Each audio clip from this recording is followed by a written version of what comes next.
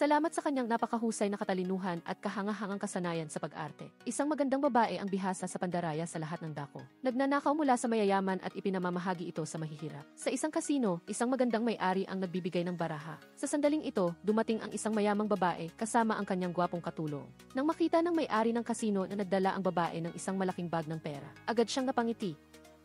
Ang babae ay sumali sa taya ngayong gabi.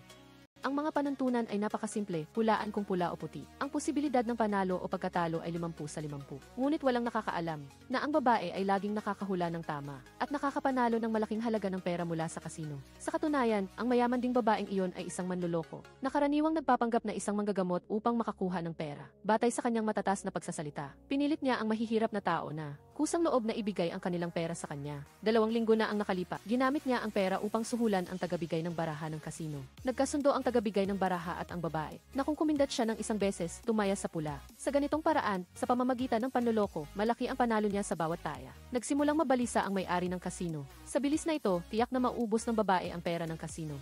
Kaya naman, nagtakda ang may-ari ng isang panuntunan na nag-uutos sa babae na maglaro ng huling taya at ang tagabigay ng baraha sa pagkakataong ito ay siya mismo. Hinubad ng may-ari ang kanyang panlabas na damit, inihayag ang kanyang hubad na likod na may magandang tatoo, at pagkatapos ay umupo ng may karisma sa harap ng mesa at nagsimulang paikutin ang ruleta. Habang nag-aalala ang babae, palihim na kinindatan siya ng tagabigay ng baraha na nasuhulan. Sa pag-unawa sa ibig sabihin nito, nagpasya ang babae na itaya ang lahat ng pera sa pula. Kalmadong humarap ang may-ari ng kasino at matapang na itinaya ang lahat ng pera ng kasino sa kabilang panig.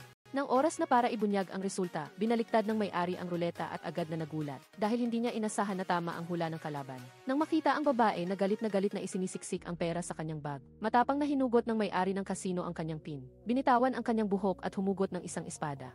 Itinuro niya ito sa babae at inutusan ang kalaban na iwan ang pera. Habang naghaharap ang dalawang babae, biglang nagulo ang kasino. Dumating ang pulis at may abang na nagpahayag na aarestuhin ang may-ari ng kasino. Hindi sumuko ang may-ari ng kasino at nagtangkang gumamit ng espada upang lumaban.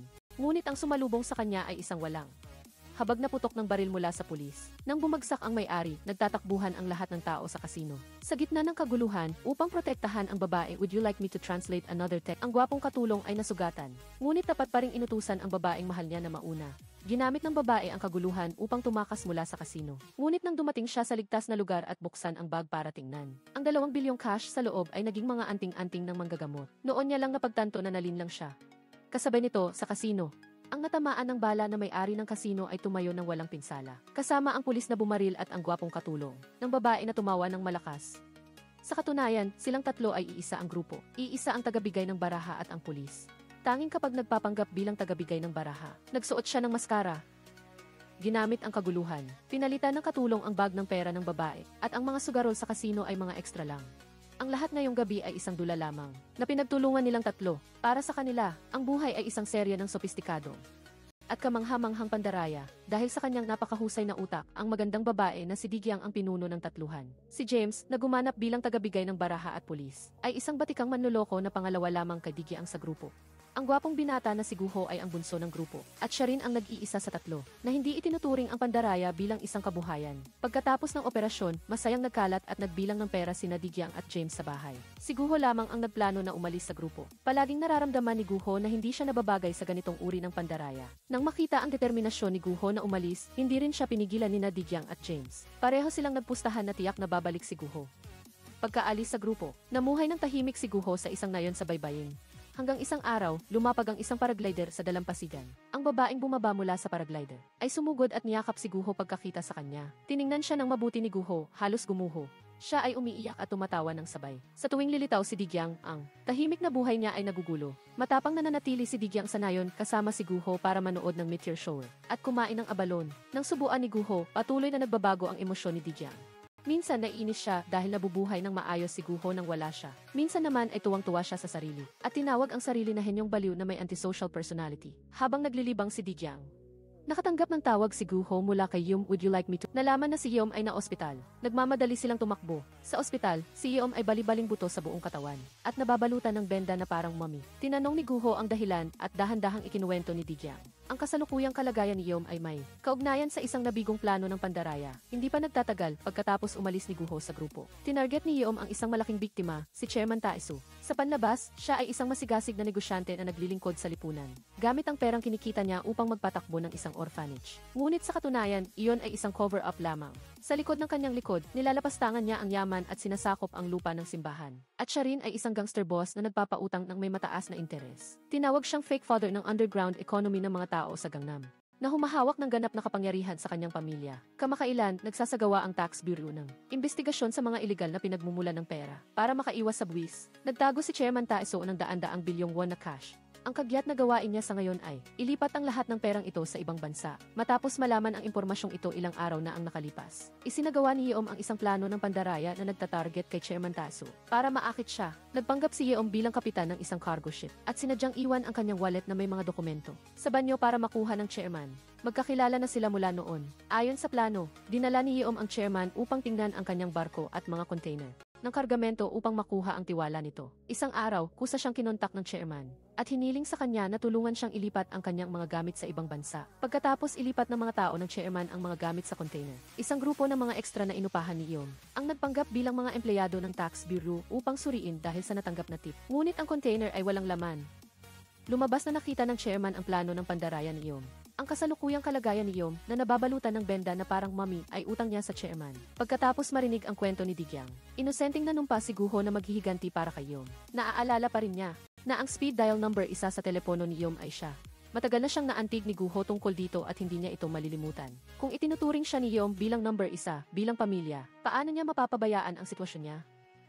Matapos magpasya na maghihiganti siya para kay Yeom, bumalik si Guho sa headquarters ng grupo. Nang araw na iyon, masayang kinuha ni Digyang ang isang sexy red lingerie. Would you like me to continue the translation? Or would you like me to translate different text? Maingat na ibinaba ni Guho ang lingerie ni Digyang.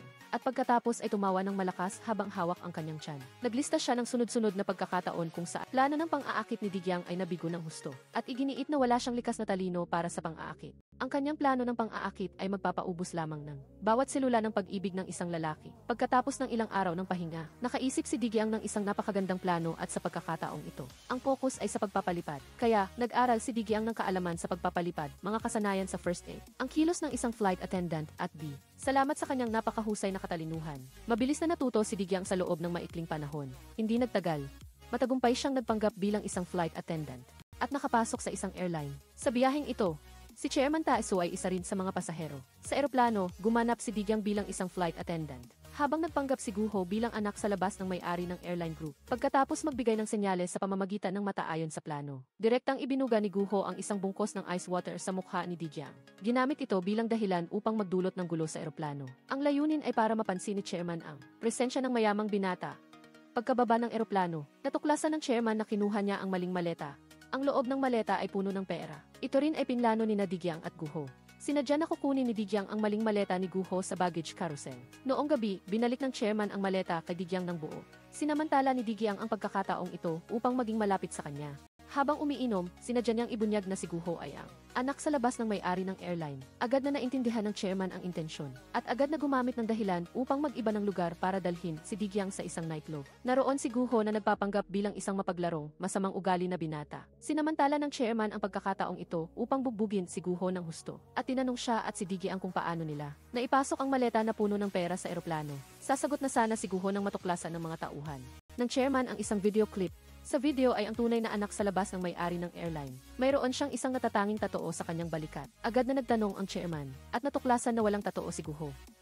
Nang makita na peke si Guho, hindi nagpakita ng awa ang chairman. Nagbanta siya gamit ang isang baril. Napinilit si Guho na ibunyag ang kanyang tunay na pagkatao. Would you like me to continue the translation? Or would you... Tinutukan ng baril ng chairman si Guho. Ang buhay niya ay nakasabit sa manipis na sinulit. Sinabi ni Guho sa chairman na tingnan ang kabilang balikat niya. Sa katunayan, ang tatoo ay nasa kabilang balikat. Lumabas na. Ang larawan sa video ay isang salamin. Gayunpaman, hindi ito nangangahulugang naniwala na ang chairman kay Guho. Sa pag-uwi, inutusan niya ang kanyang mga tauhan na mahigpit na subaybayan si Guho upang kumpirmahin ang kanyang tunay na pagkatao. Handa na si Guho. Nagpanggap siyang isang walang ginagawa na mayaman na binata na nainis sa kawalang ginawa, na naglalakad kasama ang 4 bawas 5 pet dogs. Pagkatapos ay dinala niya sila sa bahay ng isang mayaman na mag-asawa sa tabi ng pinto, at nagpanggap na siya ang may-ari ng mga aso. Kinunan ng larawan ng mga tauhan ng chairman ang binata na naglalakad kasama ang mga aso, na bahagyang nabawasan ang pagdududa nila kay Guho. Kinabukasan, nakipagkita ang chairman kina Guho at Digyang, at hiniling sa kanila na magdala ng 2 maleta sa Pilipinas, at huwag na huwag buksan ang mga ito. Sumunod sina Digyang at Guho at matagumpay na dinala ang mga gamit sa patutunguhan. Pagdating doon, nakita nila ang isang empleyado ng isang roadside motel na nag-aalok sa mga customer. Biglang bumalik ang mga alaala ni Guho mula sa maraming taon na ang nakalipas. Noong nakaraan, si Guho ang may-ari ng isang motel sa isang maliit na isla. Sina Digyang at James ang mga nag-book ng kwarto. Umibig si Guho sa magandang si Digyang sa unang tingin. Kaya, si Guho ay nalulunod sa mga alaala. Ngunit nang magising siya, pareho silang walang malay ni Digyang. Lumabas na nang hindi nila namamalayan. Isang uri ng gas ang ibinugas sa kotse na nagdulot ng pagkawala ng malay. Nang magising si Guho, nagulat siyang mapagtanto na siya ay nasa isang inabandonang bahay na nakakandado. Sa labas ng bintana, makikita na may mga nagbabantay. Malinaw, sila ay dinukot. Nagising si Digyang pagkatapos ng ilang sandali at nakilala ang dumukot sa kanila. Sinabi ng lalaki na nakipagtulungan siya sa chairman noon. Ngunit kinuha nito ang kanyang mga organo, kaya gusto niyang maghiganti ngayon. Ang 2 maleta ng chairman ay puno ng mga iligal na gamot. Hiniling ng lalaki kay Digyang na makipagtulungan, na sinasabing ibibigay niya ang mga gamot na ito sa pulisya ng Korea. Sa oras na iyon, kailangan ni Digyang na magpatotoo na ang chairman ang utak. Nang makita ang pag-aatubili ni Digyang, nagbanta ang lalaki. Kung hindi siya papayag na makipagtulungan, hindi siya mag-aatubili na putulin ang isang daliri ni Guho. Sa hindi inaasahan, hindi lamang hindi nagmakaawa si Digyang, kundi humiling pa sa lalaki na huwag putulin ang gitnang daliri ni Guho. Putulin na lang ang daliri sa singsing, para may daliri pa siya para kumita. Kinuha ng lalaki ang kutsilyo, at nagplanong sundin ang sinabi ni Digyang at putulin ang daliri sa singsing ni Guho. Would you like me to continue the trans? Siya ay nanginginig sa takot, nakita niya na malapit ng putulin ang kanyang daliri. Ngunit sa hindi inaasahan, biglang bumangga ang isang kotse. Ang dumating ay ang chairman. Nang makita ito, ang mga tauhan ng lalaki ay tumakbo at nagkawatak-watak. Tuwang-tuwa si Guho na parang nanalo ng ginto at sumugod sa bisig ng chairman. Nagpasalamat siya sa kanya sa pagdating sa tamang oras bilang isang bayani. Pagkatapos ay sinisi ni Guho si Digyang sa hindi pag-aalala sa kanyang daliri. Ngunit alam ni Digyang na may nakatagong listening device sa maleta ng chairman. Napagtanto niya na ang pagdukot ngayon at ang tinatawag na pagputol ng daliri. Lahat ay isang dula na inayos ng chairman at ng lalaking iyon. Sa kabutihang palad, ang pag-arte ni Guho ngayon ay napakanatural. Naniniwala siya na nagsimula ng magtiwala sa kanila ang chairman. Pagkaraan ng ilang sandali, nakatanggap ang chairman ng abiso ng investigasyon mula sa Tax Bureau. Kagyat ang sitwasyon, nagpasya siyang pabilisin ang plano ng paglipat ng ari-arian. At dinala sina Digyang at Guho sa kanyang lihim na bodega. Ang itim na pondo ng chairman ay umabot sa 50 bilyong won. Inutusan niya na ilipat ang lahat ng perang ito sa ibang bansa bago sumapit ang susunod na linggo. Dahil napakalaki ng halaga, nakaisip si Digyang ng isang paraan upang makalusot sa seguridad. Sa panahon ng peak season ng paglalakbay, magbubukas ang mga airline ng isang espesyal na security check gate. Nagplano si Digyang na maglagay ng panangga na device sa mga maleta na naglalaman ng pera. Sa ganitong paraan, maaari nitong harangan ang X-ray na nagpapahintulot sa bagahe na makalusot sa check gate ng maayos. Pagkatapos ng pagsubok, talagang nakalusot ang paraang ito sa lahat. Gayunpaman, sa araw ng pagpapatupad ng plano, sunod-sunod na nangyari ang mga problema. Una, habang nasa waiting room, naaamoy ng police dog ang hindi pangkaraniwang bagay sa maleta. Si Guho, na may dala ng maleta, ay inaresto rin ng pulisya sa akto. Lubhang nag-alala ang chairman. Ang maleta na dinala ng pulisya ay naglalaman ng 1 bilyong won na cash. Sa lalong madaling panahon, pinalaya si Guho dahil siya ang anak sa labas ng may-ari ng kumpanya.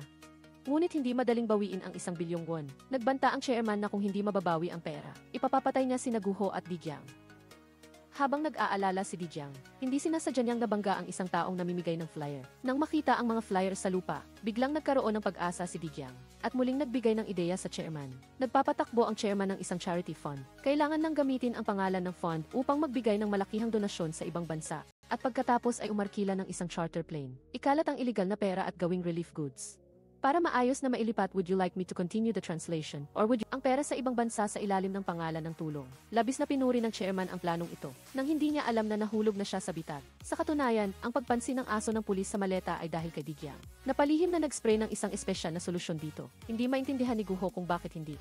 Iminungkahi ni Digyang ang plano ng relief goods mula pa sa simula. Ipinaliwanag ni Digyang na ang paggawa ng kaunting aksidente ay para ganap na alisin ang pagdududa ng chairman. Bukod pa rito, ang tinatawag na panangga na device ay sa katunayan peke na inihanda ni Digyang ng maaga. Sa katunayan, ito ay isang programa lamang na naka-install sa isang computer. Anumang bagay pagkatapos ma-scan sa computer na iyon, ay hindi makikita ang tunay na nilalaman sa loob. Ang lahat ng mga dula na ito ay para makuha lamang ang tiwala ng chairman. Ang charter plane at ang relief goods ang susi. Pagkatapos dalhin ang mga tropa sa loob, ang susunod ay ang ikalawang yugto ng dula. Sa pagkakataong ito, nagpanggap si Guho bilang direktor ng charity fund at nakipagkita sa matataas na ekutibo ng airline. Would you like me to continue the translation? Or would you like... Sa ngalan ng tulong, hiniling niya na umarkila ng isang buong eroplano. Pagkatapos umarkila ng espesyal na eroplano, ang mga tauhan ng Chairman GKTC ay naghati ng 50 bilyong won cash sa mga kahon ng kargamento at inilipat ito sa maraming sasakyan na tinatawag na mga sasakyang panghatid ng tulong. Hindi nagtagal at nakarating ang konvoy sa paliparan.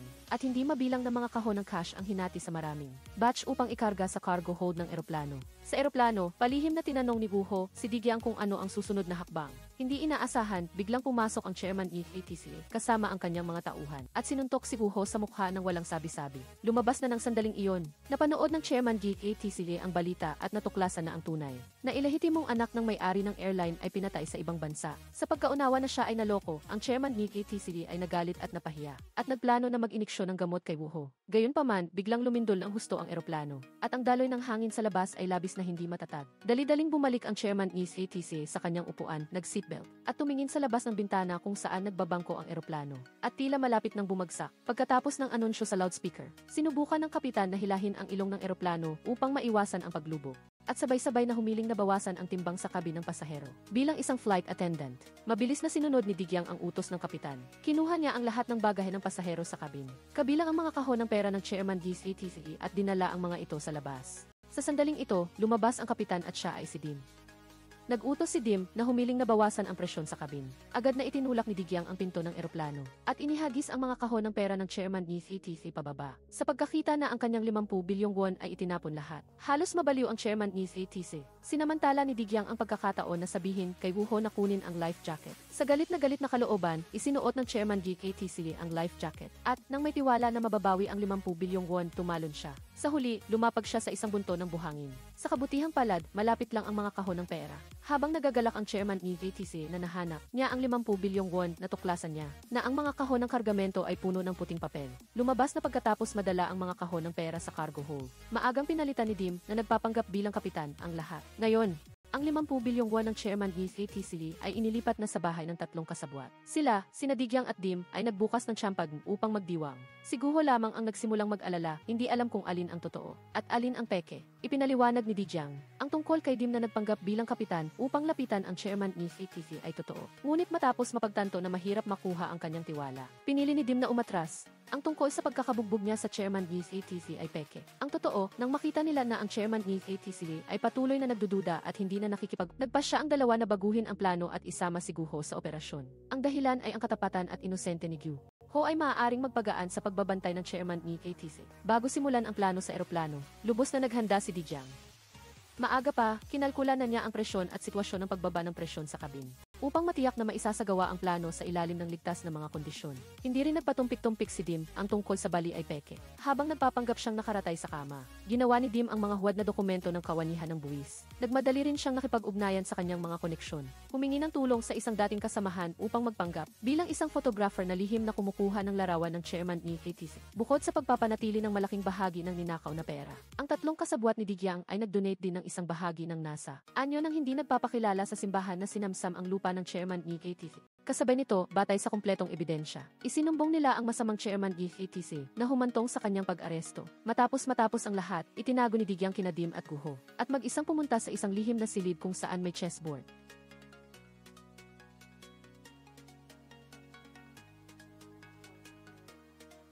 Para kay Digyang, ang misteryosong mga taong nakaitim ay isang nakakatakot na alaala. At ngayon bukod sa chessboard, mayroon ding artikulo ng balita tungkol sa isang kaso ng kidnapping sa harap ni Digyang. At ang sentro ng artikulong iyon ay si Guho. Sa isang party, isang magandang babae ang nagpapakita ng kagandahan sa sikat na pintor sa harapan niya. Nagsimulang sumiklab ang masasamang pagnanasa ng pinto at hindi niya alam na maaga siyang nahulog sa bitag na inihanda niya. 3 buwan na ang nakalipas, si Guho, isang miyembro ng scam team, ay nakaranas ng isang bagay. Noong araw na iyon, ang kanyang kakilalang may-ari ng boarding house ay nakipag-ugnayan kay Guho. Humingi ng tulong sa kanya na tingnan ang sitwasyon dahil ang anak niya ay hindi pa nakikipag-ugnayan sa bahay sa loob ng ilang araw. Noong gabing iyon, naaksidente ang dalaga at dinala sa ospital. Bagamat hindi malubha ang mga sugat, tila may napakasamang nangyari sa dalaga. At patuloy siyang tahimik at walang imik. Pumunta si Guho sa silid na kinaroroonan ng dalaga. Siya ay isang estudyante ng fine arts. Ang mga slogan na nakadikit sa dingding ay sapat na upang patunayan na ang dalaga ay nagsisikap para sa kanyang mga pangarap. Matapos basahin ang mga ito, Nalaman niya ang nakakatakot na karanasang dinanas ng dalaga. Ang karanasang ito ay may kaugnayan sa isang lalaki na nagngangalang Mung Han. Ang taong ito na may apelyidong Liu ay isang sikat na kritiko ng sining sa buong bansa, na may matalas na mata sa mundo ng fine arts, at kayang mabilis na makilala ang mga kahinaan at kalakasan at ang pagiging totoo o peke ng isang painting. Nitong mga nakaraang taon, dahil sa manipulasyon ng media, sumikat ang kanyang reputasyon. Kalahating taon na ang nakalipas, dumating si Mung Han sa universidad bilang isang visiting professor at nakilala niya ang babaeng nagngangalang Boza. Gayunpaman, itong si Mung Han ay maganda lang sa labas, ngunit bulok sa loob. Sa labas, isa siyang artista, ngunit sa totoo lang ay isang hayop. Ginagamit ang dahilan ng paggabay kay Boza sa pagpipinta. Paulit-ulit na ginulo ni Mung Han ang dalaga na may lumalalang antas. Labis na nagalit si Guho at nanumpa na ipaghihiganti niya si Boza. Ngunit sa pagkakataong ito, walang intensyon si Digyang na makialam. Ang dahilan ay naniniwala siya na itong si Mung Han ay walang gaanong ari-arian. At wala siyang interes sa mga maliliit na panloloko para kumita ng kaunting panggastos. Walang nagawa si Guho kundi hanapin si James. At hindi nag-atubiling tawagin si James na Big Brother, at nangako na pagkatapos ng trabaho, ibibigay niya ang lahat ng kanyang bahagi kay James. Sa isang sandali ng mataas na espiritu, agad na pumayag si James. Simula noon, nang wala si Digyang, sinimula ng dalawang lalaki ang kanilang plano ng paghihiganti. Una, nagpanggap sila bilang mga inspektor ng fire safety, at pumasok sa bahay ni Mung Han at nag-install ng mga listening device, at mga surveillance camera sa lahat ng dako. Pagkatapos, sinimulan nila ang 24 paghahati-pito na pagsubaybay. Sa paniniwalang ang siksik na mga kagamitan na ito ay tiyak na makakatulong sa kanila na ilantad ang tunay na mukha ng lalaki. Sa pamamagitan ng mga surveillance camera, natuklasan nila na si Mung Han ay isang narcissist na hindi na matutulungan. Kapag naliligo, tinitingnan niya pa ang kanyang maselang bahagi na may tingin na parang isang Diyos. Kahit kapag umiihi, pakiramdam niya mas maganda ang kanyang dumi kaysa sa iba. Iyon ay isa lang. Ngunit ang problema ay madalas na tumutulong si Mung Han sa iba na suriin ang mga painting. Ngunit sadyang sinasabi na ang tunay na painting ay peke upang mabili ito mula sa kabilang partido sa napakamurang presyo. At pagkatapos ay ibenta ito sa 100 beses na mas mataas na presyo. Nang makita ang hindi nahihiyang pag-ugali ng lalaki sa pagsisinungaling, sina Guho at James na nanonood ay hindi napigilan. Nasumpein siya bilang isang tunay na manloloko. Bukod sa panloloko ng natuklasan din ng dalawang lalaki na si Mung Han ay sangkot sa iligal na pagbili at pagbebenta ng mga kultural na pamana. Ang mga kilos ng lalaki ay lumampas na sa saklaw ng ordinaryong panloloko. Habang abala ang dalawang lalaki sa pagsubaybay, si Digyang ay nag-iisa sa bahay at naghahanap ng lahat ng paraan para magpalipas ng oras. Ngunit naramdaman niya na nakakabagot at nawawalan siya ng interes sa anumang ginagawa niya. Sa huli, nagpasya siyang pumunta sa bookstore at maghanap ng mga libro na may kaugnayan kay Mung Han at sa kanyang sobrang bilis na talento sa pagkuha ng kaalaman sa maikling panahon. Sa isang iglap na isaulo na ni Digyang ang background ng lalaki at natuklasan na ang pinakamalaking kalakasan ni Mung Han ay ang magbigay ng komento sa mga sikat na painting at tumuklas ng mga bagong talento. Sa sandaling iyon, tumuon ang tingin ni Digyang sa isang painting na natuklasan ni Mung Han. Ang painting ay naglalarawan ng isang misteryosong tao na nakasuot ng itim. Hindi makalimutan ni Digyang na ang kanyang pambatang bangungot ay malapit na naugnay sa painting na ito. Upang imbestigahan ang sikreto sa likod ng gawa, determinado si Digyang na sumali sa grupo. Nagulat sina Digyang at Guho kay Digyang tungkol sa pag-usad ng pagsubaybay. Maraming araw ng pagsubaybay ang nagpatunay na ginagamit ni Mung Han ang mga likhang sining upang makalikom ng iligal na black fund para sa mga matataas na opisyal sa politika. Sa tuwing gagamit siya ng pondo ng kumpanya upang bumili ng painting, gagawa siya ng eksaktong kopya at pagkatapos ay isasabit ang kopya sa lobby ng kumpanya. Samantala, ang tunay na painting ay ginagamit upang lumikha ng black para sa chairman GATC ng isang tiyak na korporasyon. Tinansya ni Digyang na ang bilang ng mga chairman ni ATC ng Chaibol na nakikipag-ugnayan kay Mung Han ay tiyak na hindi mabilang. Kaya, nakita ni Digyang ang oportunidad sa negosyo mula rito at nagpasyang kailangan niyang magbawas ng malaki mula sa matabang tupa na ito. Upang maakit ang lobo papasok, kailangan ni Digyang ng pain. At ang pain na iyon ay siya mismo. Nagkataon na nag-host si Mung Han ng isang auction ng sining gayon. Nagpanggap si Digyang bilang procurement director ng nangungunang kumpanya ng auction sa mundo at agad bumili ng ilang painting sa eksibisyon ng lalaki. Agad sinamantala ni Mung Han ang pagkakataon na lapitan ang maganda at mayaman na high-profile na bisita na ito. Pagkatapos ng auction, inanyayahan niya si Digyang na maghapunan. Sa hapunan, sadyang binanggit ni Digyang na ang kanyang kumpanya ng auction ay lubhang optimistiko tungkol sa pag-unlad ng sining ng Korea at inaasahang magkakaroon ng mas maraming pagkilos na naglalayong sa merkado na ito sa hinaharap. Gayunpaman, mas tuso at mas mahirap harapin si Mung Han kaysa sa inaakala nila upang i-verify ang tunay o peking pagkakakilanlan ni Digyang. Sadyang binanggit niya ang legal director ng kumpanya ng auction. Dahil hindi handa si Digyang, maaari lang siyang mag-improvise habang naghahanap ng business card sa kanyang bulsa. Nang magsimulang magduda si Mung Han, Maitay James at Guho ay tahimik na tumulong. Mabilis silang naghanap ng impormasyon tungkol sa direktor na ito online. At pagkatapos ay ipinaalam kay Digyang sa pamamagitan ng isang napakaliit na mikropono na nakatago sa kanyang kamay. Bagamat nakakapagbigay ng sagot si Digyang sa tamang oras. Si Mong Han ay nanatiling may mukha na puno ng pagdududa. Sa kalagitnaan ng pagkain, nagdahilan siyang aalis. Ngunit ang totoo ay para makipag-ugnayan sa kanyang kakilala para magtanong-tanong. Sa kabutihang palad, naghanda si Digyang ng pangunahing impormasyon. At ang schedule na sinabi niya ay lubos na nagtugma. Sa nalaman ni Mong Han sa kanyang pagtatanong, sa puntong ito, itinuring na ni Mong Han na pansamantalang isinantabi ang kanyang mga pagdududa tungkol sa babae sa kanyang harapan. Nang mapagtanto na nakagat na ng isda ang pain, sinira ni Digyang ang script at patuloy na nagbigay ng mga mapang-akit na pahiwatig kay Mong Han at sinimulan ang plano ng honey trap na matagal na niyang inaasahan. Si Mong Han ay talagang nahulog sa bitag. Pagkatapos ng hapunan, sadyang pinigilan niya si Digyang nang handa na itong umalis at binigyan siya ng bagong imbitasyon para sa isang charity auction. Umaasa na pupunta si Digyang. Hindi nagtagal pagkatapos, naganap ang charity auction at pumayag si Digyang na dumalo. Sa auction, nagpanggap si Digyang bilang isang mang-aawit na nagpasigla sa kapaligiran sa sayawan, na nagbigay kay Digyang ng pagkakataong makasayaw si Mong Han. Habang sumasayaw, ginamit ni Digyang ang kanyang malandi na tingin at kaakit-akit na hininga upang maakit ang lalaki sa kanyang harapan. Hindi talaga napigilan ni Mong Han ang tukso at dinala niya si Digyang sa kanyang opisina. Sinamantala ang pagkakataon, si Guho, na nagpanggap bilang isang service staff, ay kinuha ang baso na kakainom lang ni Mong Han at matagumpay na nakuha ang fingerprint dito. Sa opisina, ginamit ni Digyang ang mapang-akit na tono upang makipaglaro sa lalaki sa kanyang harapan. Bagamat si nag-aalab na ang pagnanasa ni Mong Han, hindi niya nakalimutan na ilagay ang folder ng commission settlement sa safe. Sa likuran, tahimik na itinuro ni Digyang ang bag na may sensor sa safe. Sa dilim, madaling nakuha ni Guho ang password. Sa sandaling nagtagumpay si Guho, nagpatuloy si Digyang sa pang-aakit at sumandal kay Mong Han at nagdahilan na ilabas siya.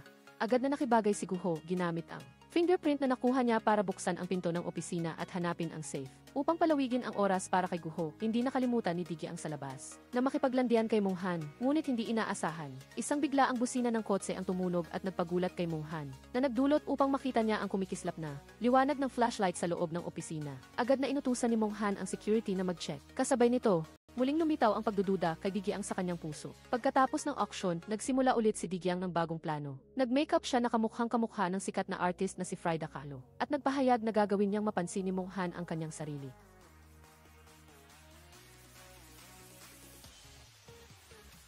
Ngunit ang resulta ay tinawanan siya ni Guho at James dahil sa kanyang napakapangit na kasanayan sa pagpinta. Pagkatapos ng ilang pagbibiruan, dinala ni Digyang sina James at Guho upang makita ang isang dating kakilala niya, isang artist na dalubhasa sa paggawa ng peking painting. Pagdating doon, mabilis na pinili ni Digyang ang painting na kailangan niyang peking. Sa pamamagitan ng kamay ng artist na ito, kasama ang mahusay na sopistikadong pamamaraan, mabilis na nilikha ang isang perpektong kopya. Marahil kahit ang orihinal na may akda ay hindi makikilala ito. Nagpanggap si Guho bilang isang negosyante, at dinala ang painting na ito kay Mong Han upang suriin. Habang abala si Mong Han sa pagsusuri upang gambalain siya, naghanda na sina Digyang at James sa itaas na palapag. Nagpanggap silang chairman ni ATC at secretary, at sadyang nagpakita ng misteryo at gumawa ng maingay na ingay.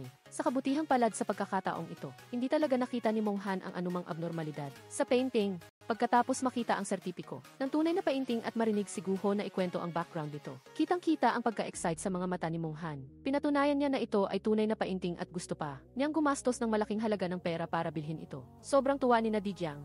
Ngunit hindi inaasahan sa daan pabalik, nakita nilang naaresto ng pulis ang artist na gumawa ng peking painting para sa kanila. Bukod pa rito, tila napansin din si Digyang ni Mong Han sa kabilang kalsada. Sa kabutihang palad, nakapagtago silang tatlo sa tamang oras kaya hindi sila napansin ni Mong Han sa kabilang kalsada. Sa sandaling ito, nakatanggap si Guho ng tawag mula kay Mong Han na humihiling ng pulong bukas na may napakaseryosong tono. Nang magkita sila, dumiretso si Mong Han sa punto, tinatanong kung kilala ni Guho ang isang taong nagngangalang iyon ang pangalan ng artist na naaresto. Nang makita ang matalas na tingin ni Mong Han na dahan-dahang pumipilit, si Guho ay nataranta at nautal. Ngunit hindi inaasahan, biglang yumuko si Mong Han at humingi ng tawad kay Guho. At sinabing siya mismo ang nagsumbong sa painting na dinala ni Guho kanina. Lumabas na maaga nang napansin ni Mong Han na iyon ay peking painting. Habang nag-uusap, patuloy na pinuri ni Mong Han ang kanyang sarili, nagmamalaki na siya ay isang dalubhasang tagasuri na walang katulad noon. At walang katulad pagkatapos, anumang peking painting ay hindi makakalusot sa kanyang paningin. Sa kabutihang palad, hindi napansin ni Mong Han ang peking pagkatao ni Guho bilang isang negosyante at binigyan pa siya ng bagong imbitasyon para sa isang charity auction party. Dahil sa paglalantad sa peking painting na ito, muling nakuha ni Mong Han ang atensyon ng media.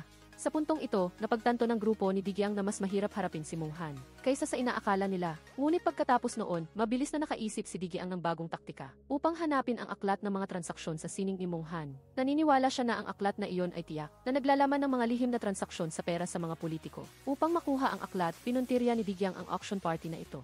Ang party ay gaganapin sa pribadong villa ni Mong Han at nandoon din ang kanyang opisina. Naniniwala si Digyang na tiyak na nakatago ang aklat dito. Sa araw ng party, dumalo sina Digyang at Guho gamit ang mga peking pagkakakilanlan. Sa labas, isang mga awit na inanyayahan na magtanghal ang naghahanda na pumasok. Ayon sa plano, lumabas si Dim bilang isang security personnel, sinasamantala ang pagkakataon na batiin. Pinatulog ang mga awit, kinuha ang imbitasyon mula sa kanya, at mahinahong pumasok sa party. Sa loob ng villa, nagaganap ang auction.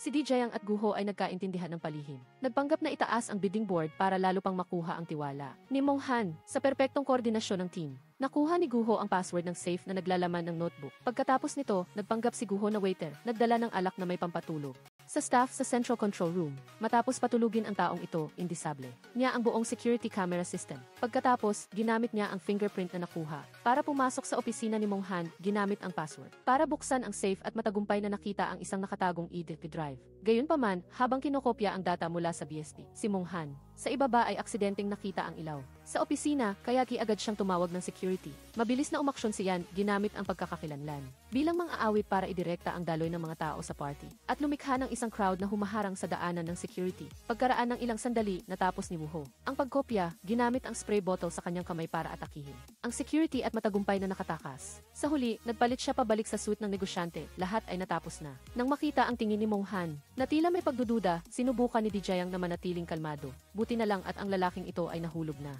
sa bitag, kaya titiningnan lamang niya ng seryoso si Dijayang na mag-ingat at nagmamadaling bumalik sa opisina para tingnan ang safe. Nang makita na nandoon pa rin ang HB drive, agad siyang nakahinga ng maluwag. Dinala ng grupo ni Dijayang ang HB drive pa uwi, ngunit natuklasan nilang sa loob ay hindi mga transaction book kundi napakaraming surveillance video. Sa video, maraming batang artista ang nakakulong sa isang silid para magpinta ng mga peking painting. Kapag ang mga artistang ito ay nanghina, ang mga tauhan ni Monghan ay magtuturok sa kanila ng isang uri ng stimulan. Ginagamit sila para patuloy na gumawa ng mga peking painting. Sa gitna ng mga batang artistang ito, natagpuan ni Wuho ang pangalang Boza. Lumabas na ilang panahon na ang nakalipas, si Boza ay nakakulong din dito at minanipula ni Monghan para malaman pa ang tungkol sa nangyari. Nagpunta si Wuho sa ospital para bisitahin si Boza. Dahil sa pag-aalala ni Wuho, sa wakas ay isinabi ni Boza ang buong katotohanan. Bago nito, nilapitan siya ni Monghan sa kadahilanang may talento siya sa pagpipinta at inanyayahan siyang maging intern artist para sa kanyang kumpanya. Nangako na pagkatapos ng internship ay magsasagawa ng personal exhibition para sa kanya. Para sa mga student artist tulad ni Boza, ang magkaroon ng exhibition at makilala ng publiko ay ang pinakakaakit-akit na pain. Dahil sa pangarap, naniwala si Boza sa mga salita ni Monghan. Siya ay pumunta sa isang bahay at sa utos niya ay nagpinta ng mga peking painting ng walang tigil. Sa ilalim ng napakalaking pressure sa isip, unti-unting nanghina si Boza. Ang mga peking painting na ginawa niya ay nagsimulang magpakita ng maliliit na pagkakamali sa detalye. Sa sandaling ito, pinunit din ni Monghan ang maskara ng kabaitan at pagkukunwari. Walang patumanggang pinuna ang teknik sa pagpinta ni Boza na napakapangit at hindi katanggap-tanggap at pagkatapos ay pinalaya siya upang hindi masira ang kanyang karera. Bago umalis, hindi nakalimutan ni Monghan na bantaan si Boza, sinabing sapat na ang kamera sa silid para patunayan na kusa siyang gumamit ng droga. Kung mabunyag ang insidente, si Boza ay magiging isang adik na ikakahiya ng kanyang ina. Ang gabi na pinalayas siya ni Monghan, ang isip ni Boza ay lubhang nagulo. Ang nasa isip lamang niya ay ang mga panunuya at paglalaro nito. Dahil din sa isang minutong kapabayaan, na aksidente siya sa kotse. Matapos marinig ang kwento ni Boza, labis na nagalit si Wuho at nanumpa na ipaghihiganti siya at ang di mabilang na iba pang mga batang artista na nakakulong. Nagdala si Wuho ng side dish na ipinadala ng nanay ni Boza. Tinikman ito niyan at napabulalas na. Ang lasa ng pagkain na ito ay tunay na sining. Isang simpleng pangungusap ngunit nagbigay ito kay Dijayang ng inspirasyon na tumulong sa kanya na mabilis na makaisip ng susunod na hakbang para harapin si Monghan. Ayon sa plano ni Dijayang, muling nagpanggap si Wuho bilang isang negosyante para makipagkita kay Monghan. Sa pagkakataong ito, nagdala siya ng maraming painting. Partikular na napansin ni Monghan ang isang oil painting at walang humpay. Napinuri ang painting na ito bilang perpekto. Sinabi ni Wuho kay Monghan na ang painting na ito ay ginawa noong 1933. Ang may akda ay isang hindi kilalang babae na maagang namatay dahil sa sakit. Hindi nagtagal, dinala ni Monghan ang hindi kilalang painting na ito sa isang exhibition. At auction, detalyadong inilarawan ang perpektong artistikong katangian nito. Idiniin na ang pintor ay isang henyo na hindi pa natutuklasan. Agad na gumastos si Dijayang ng 100 milyong won para bilhin ang painting. Pagkatapos, hindi siya tumigil sa pag-udyok kay Monghan na nagsasabing ang kanyang aksyon ay isang pamumuhunan at naniniwala siya na ang babaeng pintor na ito ay tiyak na may iba pang mga gawa. Siyempre, nahulog sa bitag ang sakim na si Monghan kung ang kumpanya ng auction ni DJ ay bibilhin ang lahat ng mga painting ng babaeng pintor na ito. Ito ay magiging isang malaking pakinabang para sa kanya. Sa pag-iisip nito, nakipag-ugnayan si Mong Han sa kanyang sekretarya, inutusan itong mag-imbestiga tungkol sa balita ng iba pang mga gawa ng babaeng pintor. Hindi nagtagal, nakatanggap si Mong Han ng balita na may isang antique dealer daw na may painting na may katulad na estilo. Nagmadaling pumunta si Mong Han doon. Matapos ang pag-assess, siya ay nagpatunay na ang painting na ito ay talagang sa babaeng pintor na hindi kilala, kaya nag-alok siya ng 3 beses na mas mataas na presyo para bilhin ito. Kasabay nito, nakita rin niya ang address ng babaeng pintor sa easel. Ang address ay nasa isang rural area. At ang sumalubong kay Mong Han ay isang matandang lalaki. Ayon sa matandang lalaki, ang babaeng pintor ay ang kanyang tiyahin na maagang namatay. Dinala ng matandang lalaki si Mong Han sa bodega kung saan mayroon pang maraming gawa ng babaeng pintor. Ikinuwento ng matandang lalaki ang kwento nang may damdamin na ang tiyahin ay ipinanganak sa mahirap na panahon, mahirap ang pamilya at mahina pa ang kalusugan. Upang magkaroon ng pera para makabili ng gamit sa pagpinta, kailangan niyang patuloy na magtrabaho at sa huli ay nanghina at namatay sa isang gabi ng pag-ulan ng nyebe. Ang kwento ay ikinuwento ng buhay na naging dahilan upang lubos na maniwala si Mong Han. Nag-alok pa siya ng 300 milyong won para bilhin ang lahat ng mga gawa ng babaeng pintor. Ngunit, sa sandaling ito, dumating si Dijayang. At walang sabi-sabi, itinaas ang presyo ng bilihin ng 0 beses. Bukod kay Dijayang, dumating din ang negosyanteng nagpanggap na si Guho at sumali sa bidding. Dahil dito, nataranta si Mong Han, itinaas ang presyo sa 5 bilyong won at sa huli, ay matagumpay na nabili ang lahat ng painting mula sa matandang lalaki. Pagkatapos bumili ng mga painting, hindi nag-aksaya si Mong Han ng oras at agad na nag-organisa ng isang press conference para sa auction. Bago ipresenta ang mga gawa, inihayag ni Mong Han ang self-portrait ng hindi kilalang babaeng pintor. Nakakagulat, isang babae sa madla ang tumayo na nagsabing, ang tao sa portrait ay siya. Ngunit hindi siya ang maagang namatay na pintor, kundi ang may-ari ng isang seaside resort at ina rin ni Boza. Pagkatapos ng mga salita, pumasok si Boza at tinanong si Mong Han kung gusto niya ang kanyang mga painting. Lumabas na ang tinatawag na di pa natapos na gawa ng hindi kilalang babaeng pintor ay gawa lahat ni Boza. Ilang araw na ang nakalipas, nakipagkita si Dijayang kay Boza at pinayuhan siyang gumanti. Sa ilalim ng pag-aayos ni Dijayang, si Boza ay nagpinta ng maraming painting kasama na ang portrait ng kanyang ina. Sa huli ay pinatanda nila ang mga painting na ito upang maging mga gawa na may tatak ng panahon. Nang malaman ang katotohanan, galit na galit si Mong Han. Ngunit pagkatapos, nakita niya sa malaking screen ang video na nagpapakita ng pagkulong niya sa mga batang artista. Sa sandaling ito, ganap nang nabunyag ang tunay na mukha ni Mong Han. Agad ding dumating ang pulisya at inaresto siya sa iba't ibang kaso. Ang kaso ni Boza ay nalutas ng perpekto. Ngunit ang lihim ni Dijayang ay nagsisimula pa lamang.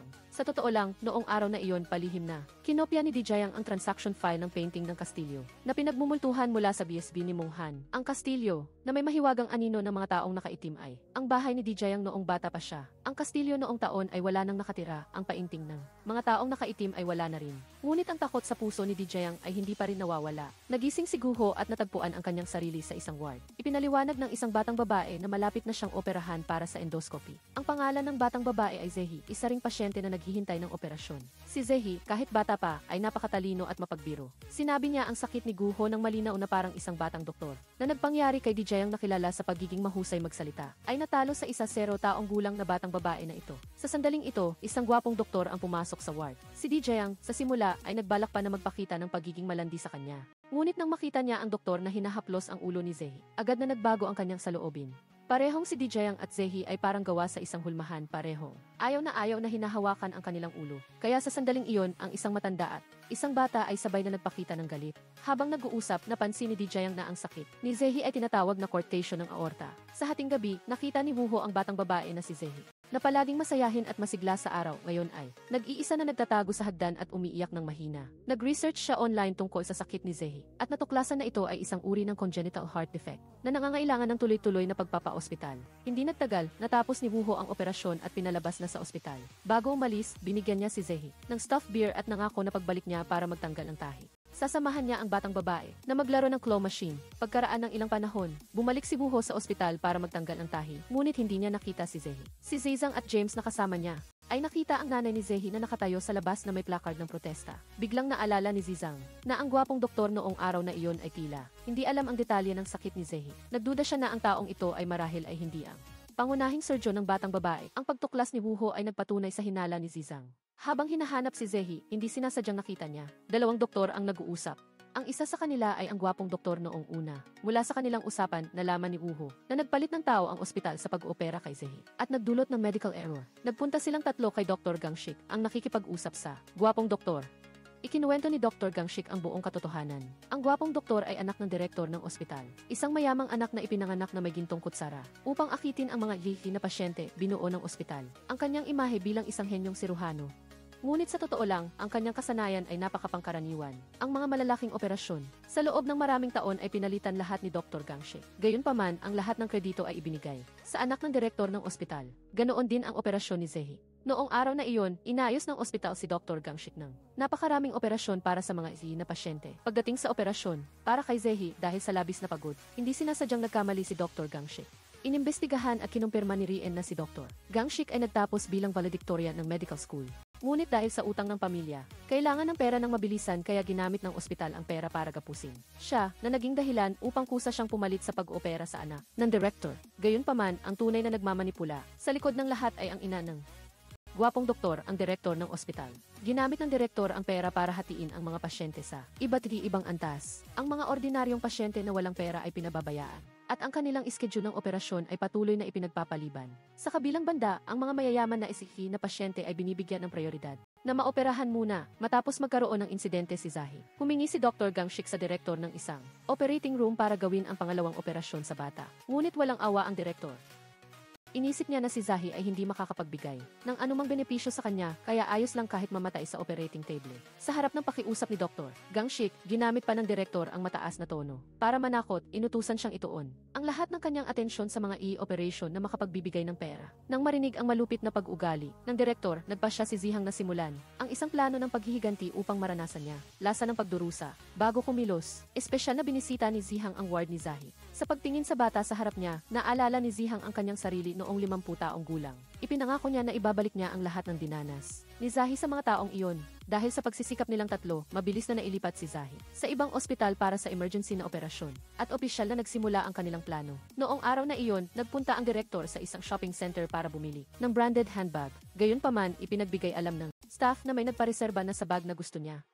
Agad na inilabas ng direktor ang kanyang Black Diamond membership card at patuloy na tinutusok ng card ang dibdib ng staff at nagbigay ng mga insulto. Sa sandaling ito, lumabas si Zihang ayon sa plano, inilabas ang kanyang gintong korona na membership card at agad na binili ang bag na pinili ng direktor. Sa unang pagkakataon na napahiya sa harap ng lahat ang direktor, ay labis na nagalit. Pagkatapos, si Guho naman ang umaksyon. Nagpanggap siyang staff at binigyan ang direktor ng isang paper strip para sa pabango na mayroong allergen na nagdulot sa kanya ng walang tigil na pag-ubo. Muling lumabas si Zihang. Nagpanggap na isang dalubhasang manggagamot at agad na sinabi ang sakit ng direktor at pinayuhan siyang magpakonsulta agad sa doktor. Nagpatuloy ang plano. Nagpanggap si Guho bilang repairman at palihim na nag-install ng listening device sa ilalim ng desk ng direktor at nag-inject din ng isang espesyal na gamot sa kanyang kape. Dahil sa epekto ng paper strip ng pabango at ng gamot na iyon, nagsimulang umubo ang direktor tulad ng inaasahan. Matapos siyang ihanda, lumabas naman si James. Suot niya ang limited edition na jacket na nagpapakita ng marangal na aura sa tamang sandali habang dumadaan sa direktor. Hindi rin nakalimutan ni James na mag-spray ng pabango na may kakayahang magbalik ng alaala ng kanyang unang pag-ibig na nagdulot kay direktor na hindi siya makalimutan. Pagkatapos ng insidente ni Jehi, si Dr. Gangshik dahil sa labis na pagkakasala ay naglaho ng walang bakas. Nang mawala ang isang talentadong siruhano tulad ni Dr. Gangshik, hindi na maipagpatuloy ang mga operasyon para sa SC clients ng ospital. Hindi na maipagpatuloy. Nang makita na nagsimulang mag-cancel ng operasyon ang mga SCC clients, napilitan ang direktor na maghanap ng ibang doktor para palitan. Upang makahanap ng angkop na tao, pumunta ang direktor sa isang golf course kasabay naglalaro at nag-imbestiga ng mga koneksyon. Sa sandaling ito, muling lumabas si James na parang tadhana. Palihim niyang inisprayan ang pabango na nagpakilig sa direktor at habang nakikipag-usap sa iba, sinadya niyang ibunyag ang kanyang pagkakakilanlan na nagdulot kay direktor na maniwala na siya ay isang super disease patient. Referral specialist. Agad na sinundan siya ng direktor at kusa siyang kinausap umaasang. Maikukwento niya ang mga super mayayamang kliyente na kilala niya sa kanyang ospital. Mabilis na nag-ayos si James, naghanap ng isang president na mukhang sobrang yaman at ipinakilala siya sa ospital. Nang makita ang president na dala-dala ang kanyang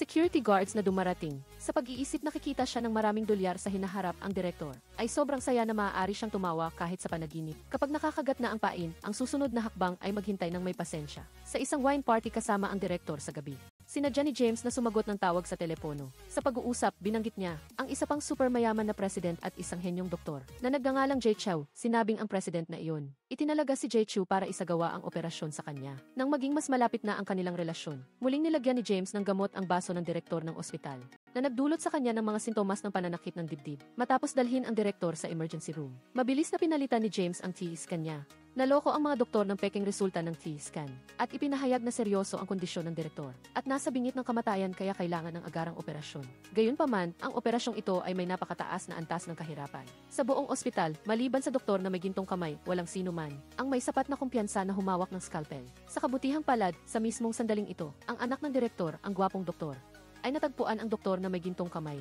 Ngunit nang magkita sila, natuklasan niya na sinadya ng doktor na may gintong kamay. Nasaktan ang kanyang sariling daliri at sa gayon ay tinapos ang kanyang karera bilang doktor. Sa pagkawala ng doktor na may gintong kamay, ang tanging taong maiisip ng direktor sa ngayon ay si Jay Chou na binanggit ni James. Ibinunyag ni James na si Jay Chou ay isang nangungunang ghost doctor na hindi konektado sa anumang ospital at ang kanyang mga kliyente ay pawang mga maimpluwensyang tao. Sa politika at negosyo, mahigpit na hiniling ng direktor kay James na makipag-ugnayan kay Jay Chou upang tulungan siyang operahan. Sa puntong ito, maingat na binanggit ni James ang tungkol sa pera, sinabing ang bayad ni Jay Chou ay hindi kapanipaniwalang mataas. Lihim na sinilip ng direktor ang notebook ni James at nakita ang larawan ni Jay Chou. Nagulat siyang napagtanto na ito mismo ang babae na nag-aagawan sa pagbili ng bag sa kanya sa shopping center noong nakaraang araw. Pagkatapos, sa ilalim ng paggabay ni James, umakyat sa bundok ang direktor. At sa wakas ay nakita si Jay Chou. Ngayon, ay ang rurok na ng pag-arte ni Jay Chou. Sa harap ng direktor, si Jay Chou, sa papel ng isang miracle doctor, ay nagtuturo sa isang grupo ng mga tao na mag-ehersisyo ng Qigong o health-promoting exercises. Sa paghaharap nila ng direktor, si Jay Chou, ay sadyang inilarawan ang kalagayan ng direktor ng napakaseryoso. Umiyak ang direktor at nagmakaawa kay Jay Chou na iligtas ang kanyang buhay. Sa tulong ni Gohor, binanggit ni Jay Chou ang napakalaking halaga ng operasyon. Para sa kanyang buhay, ang direktor ay nag-aalangan, sumisigaw, na pumapayag siyang magbayad kay Jay Chou ng $2.5 milyong US. Labis ang tuwa ni Digyang, ang huling isda ay kumagat na sa pain. Nagdiriwang ang tatlo nang dumating ang presidente ng kumpanya para sa bayad sa operasyon. Ngunit nang tingnan, kulang ng 1 zero ang halaga. Pagkatapos ng pagtatanungan, ipinahayag ng presidente na ang natitirang halaga ay babayaran pagkatapos ng operasyon. Para sa grupo ni Digyang, ang kilos na ito ay parang iginapos na sila.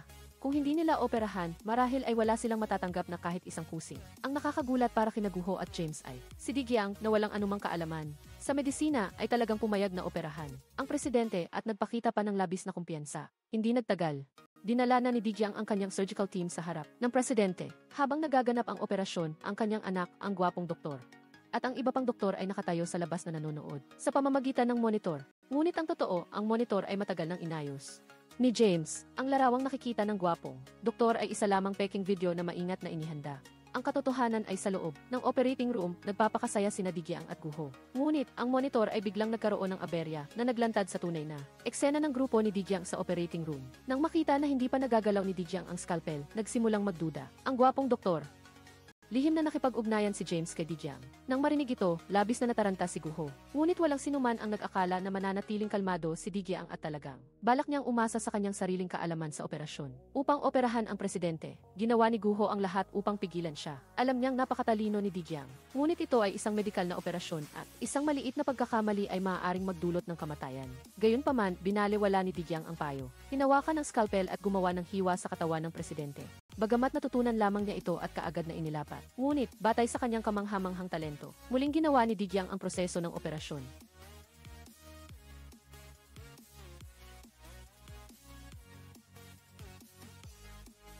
Sa kasamaang palad, nagkamali pa rin si Digyang, na nagdulot ng matinding pagdurugo sa presidente. Mabilis na inutusan ni Digyang ang kanyang team na magbigay ng emergency aid. Nang makita ang kanyang ina na nasa kritikal na kalagayan, sumugod ang gwapong doktor sa operating room upang subukang iligtas ang sitwasyon, ngunit siya ay walang tiwala sa kanyang sariling kasanayan. Sa medisina, sa sandaling ito, dumating ang doktor na may gintong kamay sa ospital. Nagmakaawa ang gwapong doktor sa doktor na may gintong kamay na iligtas ang kanyang ina at humingi ng paumanhin dahil sa kawalan ng respeto niya rito noon. Ngunit sa pagkakataong ito, tila nagdesisyon na ang doktor na may gintong kamay. Inulit niya ang eksaktong mapait na salita na sinabi ng gwapong doktor at hindi pinansin ang buhay o kamatayan ng presidente. Ang tunay na dalubhasa ay umalis habang ang presidente ay malapit ng mamatay. Halos gumuho si Guho. Biglang pumalakpak si Digyang at masayang nagpahayag ng pag-urong. Lumabas na ang nakahiga sa operating table ay hindi ang presidente kundi isang dummy na gawa sa silicone at synthetic fiber. Maging ang ginawa ng doktor na may gintong kamay ay bahagi ng plano ni Digyang. Sa simula, dahil hindi niya matanggap ang mga mapanirang gawain ng presidente, lubos na Nalulumbay ang doktor na may gintong kamay hanggang sa puntahan siya ni Digyang. Naniniwala si Digyang na ang doktor na may gintong kamay ay tulad niya, ayaw ng may bata. Panghaharap sa katulad na sitwasyon ni Baby Zehi. Upang iligtas ang hindi mabilang na ordinaryong tao, binigyan ni Digyang ang doktor na may gintong kamay ng isang bote ng ketchup at ilang gauze upang balatan ang sugat sa kanyang kamay. Nagkunwari siyang hindi makapagsagawa ng medisina, pumayag ang doktor na may gintong kamay at nagdagdag pa ng sarili niyang eksena. Pumasok siya sa operating room habang nagpapanggap si Digyang ng operasyon upang ibalik sa gwapong doktor ang kanyang naranasan.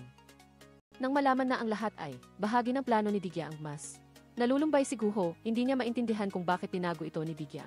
Ipinaliwanag ni Digyang na dahil noong nakaraang beses ay sinabi ni Guho na hindi siya naniniwala sa kanyang kasanayan. Mas naubusan ng salita si Guho, si Digyang ay talagang mapagtanim. Matapos matanggap ang natitirang pera, ipinadala ni James ang tunay na scan ng presidente sa gwapong doktor.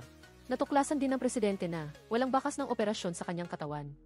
Nang mapagtantong naloko siya, agad siyang tumawag kay James, ngunit syempre, ang telepono niya ay hindi na makontak.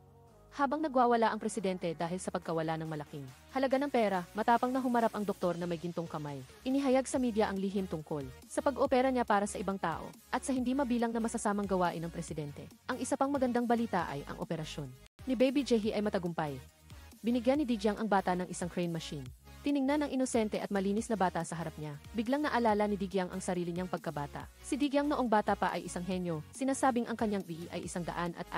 Kahit 10 taong gulang pa lamang ay marunong na siyang gumamit ng peking oxygen at potassium iodide para gumawa ng mga eksperimento na nagdudulot ng pagsabog na nagpapakita ng kanyang likas na talento sa mga asignatura tulad ng matematika, physics at chemistry at mayroon ding kakaibang pananaw sa mga larangan tulad ng sining at pilosopiya. Bukod pa rito, si Digyang ang nag-iisang anak na babae ng isang nangungunang Chaebol marangyang pamilya sa panahong iyon, isang munting prinsesa na walang inaalalang pamumuhay. At noong taon na iyon, si Yam ang bodyguard ng maliit na si Digyang. Sa kanyang ika-negatibo 10 kaarawan, naghanda ang pamilya ng isang ingrandeng birthday party para kay Digyang. Si Yam ang responsable sa pagprotekta sa munting prinsesa sa party. Gayunpaman, mabilis, napansin ni Yam na pinalitan ni Digyang ng damit, ang isa pang bata at naglaho ng walang bakas. Nang nawala si Digyang, naging magulo ang party. Naghanap si Yam at ang iba pang mga bodyguard sa lahat ng dako. Ngunit walang nakitang palatandaan. 24 oras matapos mawala si Digyang, nakatanggap ang pamilya ng tawag mula sa mga kidnapper. Humingi sila ng 3 bilyong ransom. Nagulat sa pulisya ang mga magulang ni Digyang. Bumuo ang pulisya ng isang investigation team at nagmadali sa paghahanap at pagtugis. Ngunit makalipas ang ilang araw, wala pa rin palatandaan tungkol sa mga kidnapper. Lihim ding nag-imbestiga si Yam. Bumalik siya sa lugar kung saan ginanap ang birthday party at maingat na nagmuni-muni sa pangyayari. Natuklasan ni Yam na ang maliit na si Digyang noon ay kumakaway sa isang misteryosong tao na nakasuot ng hood na may hugis kuneho. Ni Digyang ang lahat ng nasa party bilang isang laro. Upang maging mas kawili-wili ang laro, nagpalit ng damit si Digyang sa kanyang kaibigan. Ang damit ng kuneho ay may mga bilog at kwadradong disenyo na ipinagkamali ni Digyang bilang isang puzzle game. Kailangan niyang gamitin ang mga disenyo upang mahanap ang nagtatago. Mabilis na nasolve ni Digyang ang code ng laro at matagumpay na natagpuan ang mga bagay na may kaukulang hugis sa amusement park at sinundan ang ruta patungo sa isang truck. Ngunit pagkapasok niya sa truck, isinara ng lalaking kuneho ang pinto mula sa labas at kinidnap si Digyang. Pagkatapos, naunawaan din ni Digyang ang misteryo ng laro. Batay sa hugis ng mga disenyo sa damit ng lalaking kuneho, natagpuan niya ang kaukulang rides. Pagkatapos ay dumaan sa parke at natuklasan ang lugar kung saan nawala si Digyang. Napagtanto na ito ay isang maingat na planadong pagdukot. Nakipag-ugnayan si Yam sa tindahan na gumawa ng rabbit t-shirt. Ibinunyag ng nagbebenta na hiniling ng lalaki na gumawa siya ng t-shirt at idikit ang mga kakaibang disenyo sa mga kagamitan sa parke. Sinabing magugustuhan ito ng mga bata. Mula doon, naisip ni Yam na ang kidnapper ay tiyak na tao na pamilyar sa pinangyarihan ng party. Pagkatapos ay natuklasan ni Yam na ang kiki sa pinangyarihan ng pagdukot ay kinuha, at ang lahat ng bakas sa pinangyarihan ay perpektong nabura. Upang mailigtas ang maliit na si Digyang sa lalong madaling panahon, nagpunta si Yam sa nag-iisang kalsada na palabas ng parke patungo sa labas ng mundo at natuklasan ang isang supermarket sa intersection. Gayunpaman, sinabi ng may-ari ng supermarket na may kumuha ng outdoor surveillance camera. Sa kabutihang palad, isang litratista ang kumuha ng larawan doon.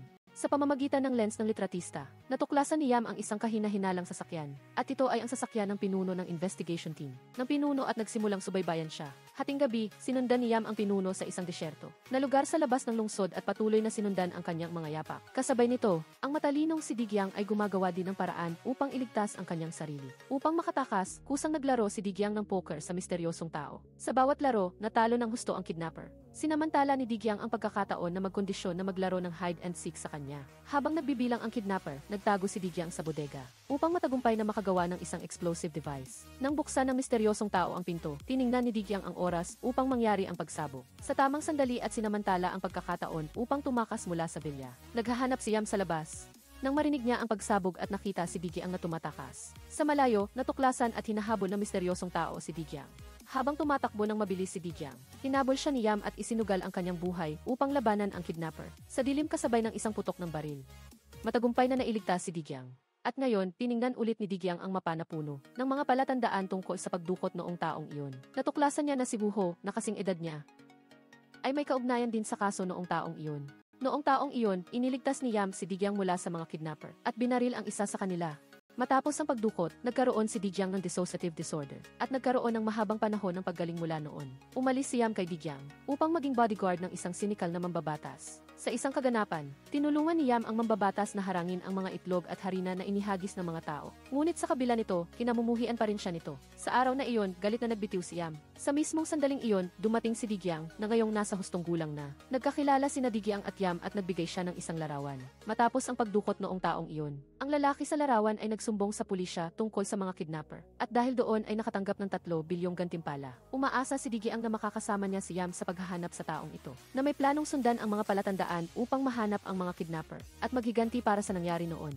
Mula noon, si Yam ay naging kanang kamay ni Digyang at sinimulan ang kanilang mahabang buhay ng panloloko. Kamakailan, tinarget ni Digyang ang isang malaking biktima na isang abogadong napakayaman.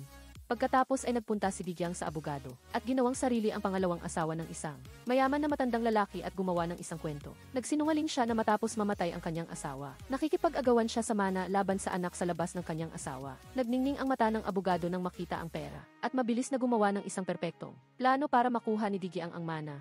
Sa gitna ng maraming tao, lumapit si Digyang sa abogado at nagpakita ng matinding pagpapahalaga. Sa sandaling ito, si Yam, na nagpapanggap na anak sa labas, ay dumating. Galit na sinigawan ng anak ang kanyang ina dahil sa pakikipag-ugnayan sa ibang lalaki at sumigaw sa harap ng abogado. Pagkatapos ay nagkunwari siyang itinulak ng hindi sinasadya ng abogado at umarte na dumudugo ang kanyang ulo. Susunod ay ang pagganap ni Guho. Dinala ni Guho ang isang grupo ng mga ekstra na nagpapanggap na pulis sa pinangyarihan at nagsagawa ng propesyonal na pagsisiyasat. Sinamantala ang pagkakataon upang hikayatin ang abogado na makipag-ayos sa biktima. Nang makita ang sitwasyon na halos humantong sa isang pagpatay, pumayag na lang ang abogado. Nagplano na si Digyang sa halaga ng settlement at ibibigay niya ang buong halaga sa mga inosenteng tao na inabuso ng abogado. Bukod pa rito, sa opisina ng abogado, natuklasan ni Digyang ang isang case file tungkol sa damage compensation. Nang makita ang larawan ng magandang babaeng direktor sa file, alam ni Digyang na nakahanap na siya ng mas malaking biktima. Ang direktor na si D ay dating isang star ng commercials na nagmula sa isang beauty pageant. Pagkatapos ay nagtayo ng isang cosmetic brand at mabilis na nakamit ang tagumpay na may taunang benta na 500 bilyon. Sa labas, ang direktor na si D ay pinarangalan bilang isang goddess na may napakagandang reputasyon at imahe. Gayunpaman, nag-imbestiga si Digyang at natuklasan na sa pribadong buhay, ang direktor na si D ay isang taong mapang-abuso at may masamang ugali na madalas mang-insulto sa mga empleyado at hinihingi na timbangin nila ang kanilang sarili araw-araw. At mahigpit na ipinagbabawal ang body fat percentage na lumampas sa 20%. Para sa direktor na si D, ang kagandahan at pera ang katotohanan. Kapag may empleyadong medyo tumaba, kaagad siyang magsasalita ng matatalin na biro. Hindi pa siya nakontento dahil mayaman siya, bali-balita na si Director D ay walang humpay na. Nagpapahirap sa ordinaryong empleyado sa mababang antas. Sa tuwing may empleyadong magsasampa ng kaso laban sa kanya, gagawin ni Director D ang lahat upang siraan sila, kahit pa isakripisyo ang buhay ng kalaban. Ilang taon na ang nakalipas upang ipromote ang isang bagong linya ng produkto ng skincare. Nakipagtulungan ang kumpanya ni Director D sa maraming beauty blogger at sinubukan mismo ang mga kosmetiko ng kumpanya. Ngunit hindi niya inakala na ang pagsubok na ito ay simula ng isang bangungot.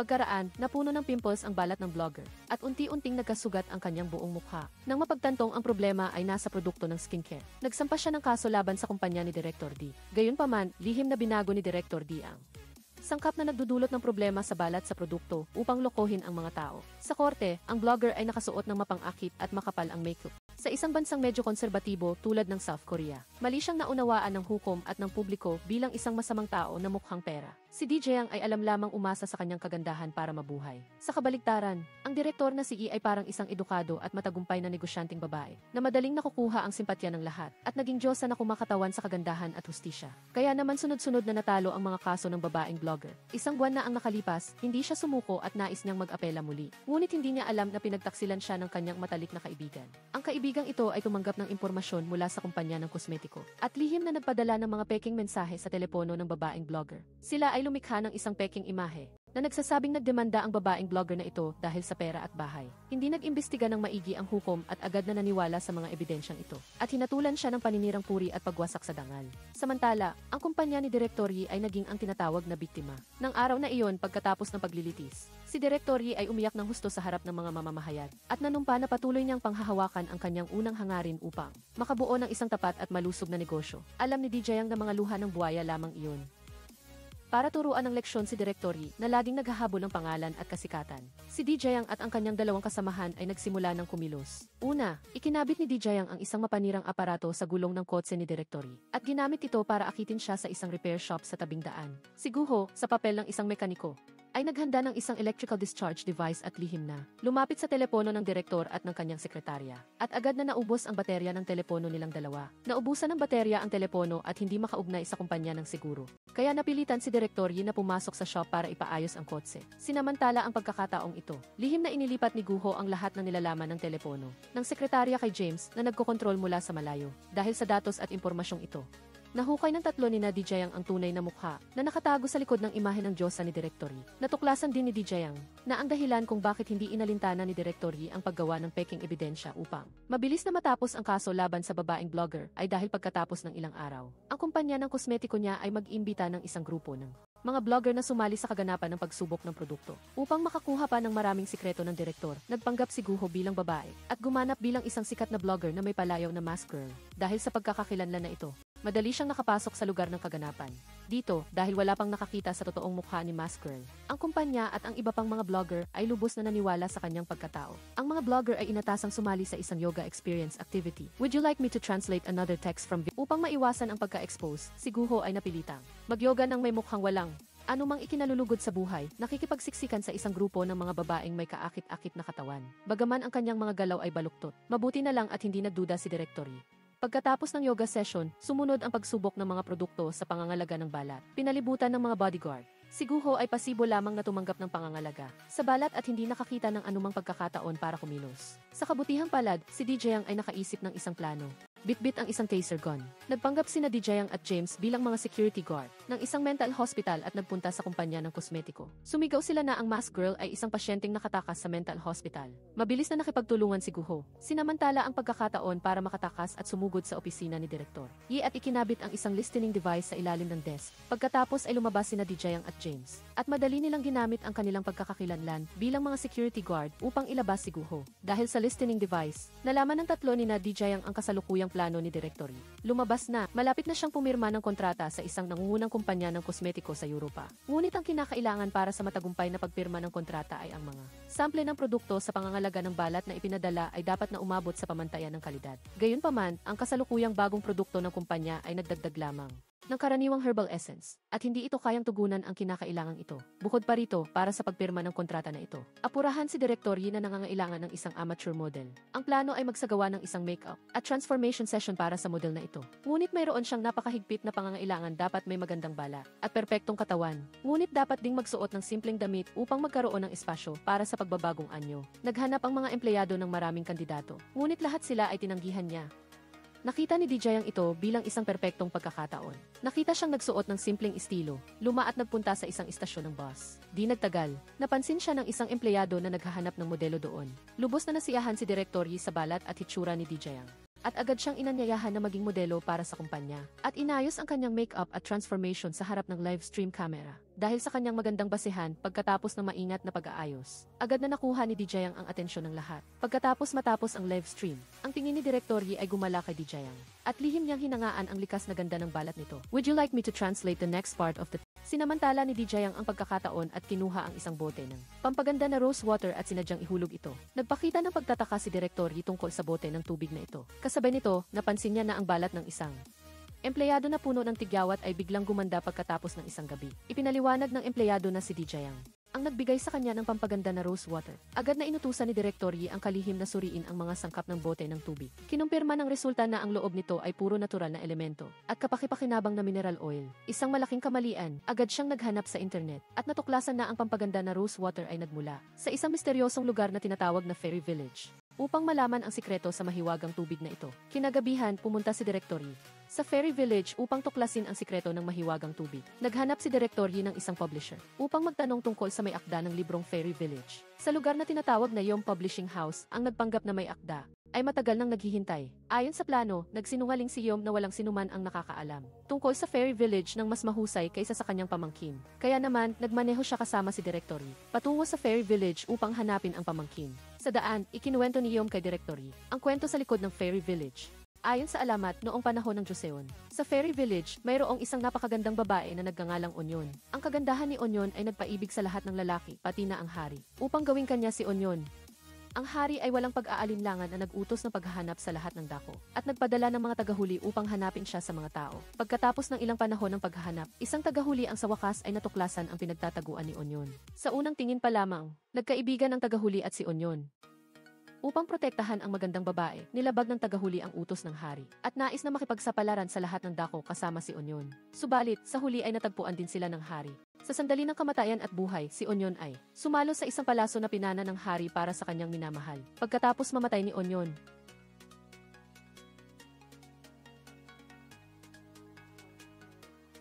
kaya ang lugar na ito ay tinawag na Jejunhani.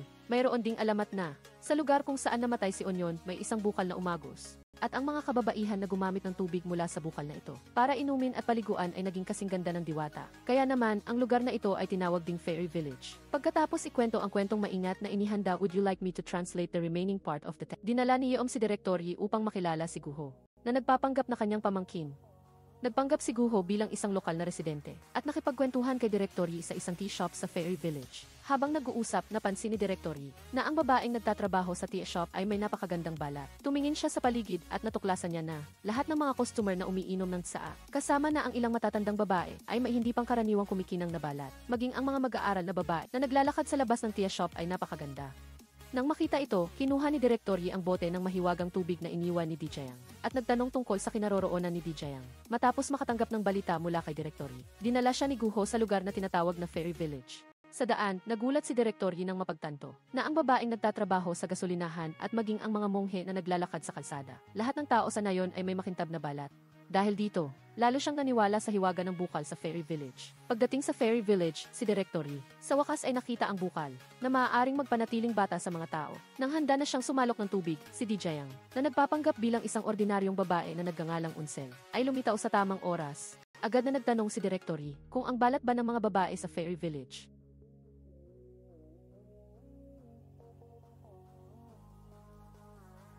Ang loob ng bodega ay puno ng hindi mabilang na mga banga. Lahat ay naglalaman ng mahiwagang tubig na gawa mula sa bukal.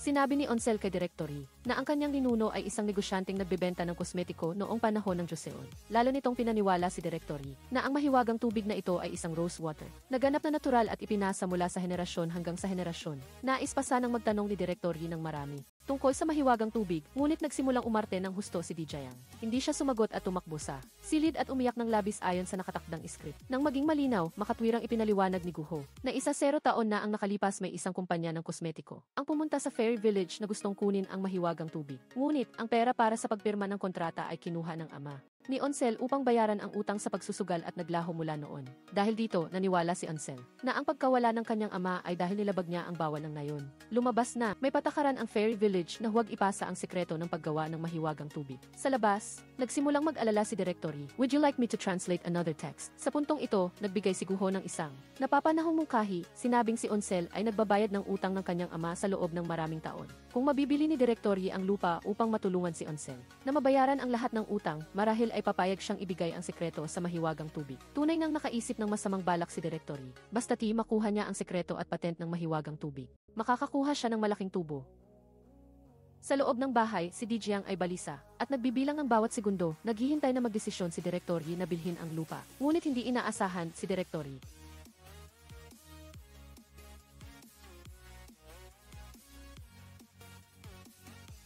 ay nag-shoot ng eksena sa tea shop at hinikayat siyang mabilis na magdagdag ng isa pang eksena. Lumabas na ang mga babaeng may magandang balat sa tea shop ay mga ekstra na nakuha ni Dijayang at ang dalawa sa pamamagitan ng audition para sa pelikula. Dahil sa emergency, mabilis na inilagay ng direktor ang mga ekstra sa posisyon at hiniling sa lahat na natural na uminom ng tsaa tulad ng dati. Nang dumating si Directory sa tea shop, handa na ang direktor at ang mga aktor. Gumamit si Direktor Yi ng matalas na mata at pinagmasdan ang mga babae sa tea shop at tinanong sila kung lahat ba sila ay gumagamit ng mahiwagang tubig. Siyempre, umamin ang mga babae ayon sa script na sinasabing pagkatapos gamitin ang mahiwagang tubig, naglaho ng walang bakas ang kanilang mga problema sa tagyawat. Tumango si Direktor Yi at itinuro ang mga bote ng mahiwagang tubig na nakadisplay sa front desk ng tea shop at binili ang lahat. Pagkatapos bilhin ang mahiwagang tubig, inutusan niya ang kanyang mga empleyado na suriin ang mga sangkap nito at hiniling na ang bago produkto ng kumpanya ay gawing eksaktong katulad ng mahiwagang tubig. Naghihintay hanggang matapos ang produkto. Gusto rin niyang angkinin ang patent. Medyo nag-alala si Yom at Guho. Baka matagumpay na makopya ni Direktor Yi ang mahiwagang tubig at hindi magbayad kay Ansel. Ngunit hindi nag-alala si Dijayang tungkol sa kahihinatnan.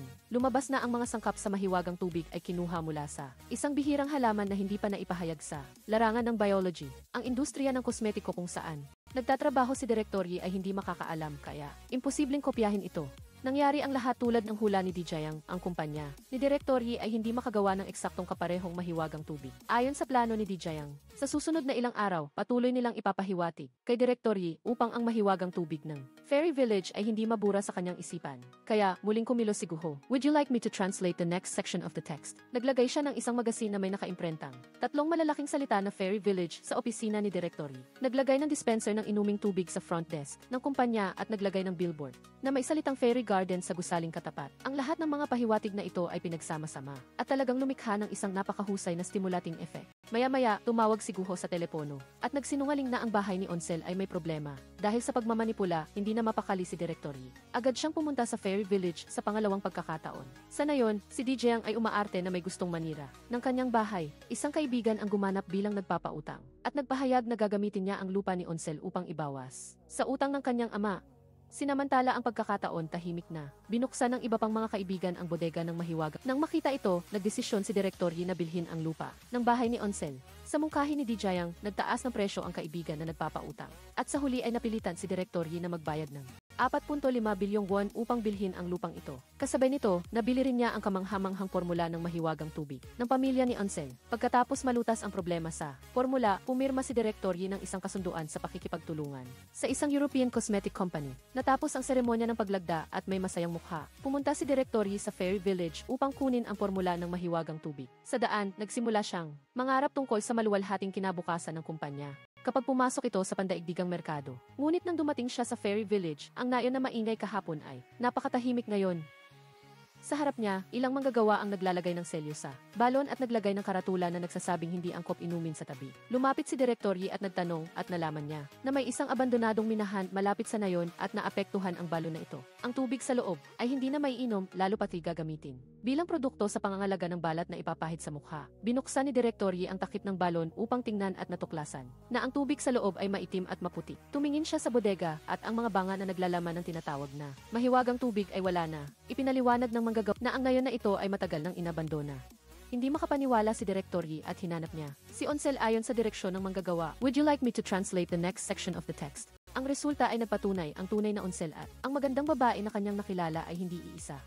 Sa oras na ito, tumawag ang kalihim at nagulat na ang European company ay hindi nagpadala ng sinuman upang pumirma ng kontrata. Sa puntong ito, tuluyan nang naniwala si Direktor Yi na siya ay naloko. Sa katunayan, ang mga Europeo na pumunta upang pumirma ng kontrata ay mga ekstra rin na inupahan ni Dijayang.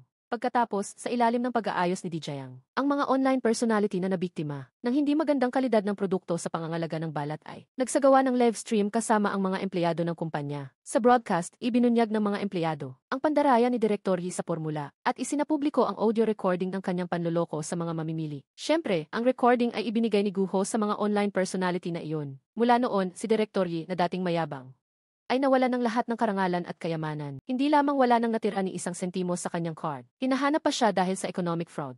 At kinailangan niyang magpagalagala sa kalye. At naging isang walang tirahan na pulubi. Tapos na po ang pagsasalin. Mayroon